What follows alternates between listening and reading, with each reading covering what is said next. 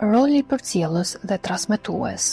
Përveç të tjerave, xhamia është një qendër shumë e rëndësishme mediatike dhe komunikimi me njerëzit. Të gjithë ata që synojnë të ndriçohen dhe të marrin prej dijeve të ndryshme, duhet i frekuentojnë xhamit. Të gjithë ata që synojnë udhëzimin e Allahut të Madhëruar dhe të vizitojnë sa më shpesh xhamit. Të gjithë ata që synojnë pendesen, ajo gjendet e dera e shtëpisë së Allahut. Xhamia është vendi në të cilën gjendet më e përqendruar se kudo tjetër mëshira e madhe e Allahut. Ndaj të gjithë ata që synojnë suksesin në këtë botë dhe sukses në botën tjetër, le të frekuentojnë sa më shumë që të munden atë. Kjo është një çështje e cila ndriçohet edhe prej transmetimit të prirësit të besimtarëve. Imam Aliu, paqja e Zotit qoftë mbi të, ku citon: "Të gjithë ata besimtar që i frekuentojnë vazhdimisht xhamin, të përfitojnë minimalisht këtë mirësi të madhe." Një vëlla besimtar që e duan për hatër të Zotit, dijen e marrë në mënyrë të pandërprerë, mesimin e një ajeti kuranor, mëshirën e shumë pritur të Allahut, një fjalë të mirë që e ndalon nga e keqja, heqje dorë prej gjunaheve ose prej frikës prej Allahut, ose prej turbit prej tij. Të tjera transmetime shumë të njohura vijnë për të hedhur dritë edhe për të vënë theksin mbi rolin edukativ dhe mësimor të xhamisë. Një herë profeti i nderuar, paqja e begatia e Allahut qoftë mbi të dhe mbi familjen e tij të nderuar, kur shkoi në xhami, kishte parë dy grupe njerëzish. Njëri prej tyre mësonte prej dijeve të fesë, kurse grupi tjetër i lutej Allahut dhe kërkonte falje prej tij. Profeti i nderuar tha: "Të dyja grupimet janë duke bërë punë të lavdëruar. Njëra palë